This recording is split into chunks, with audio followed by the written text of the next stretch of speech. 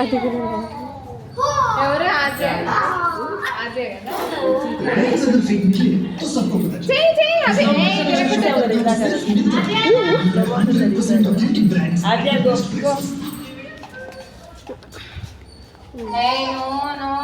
అలా చేయొద్దు.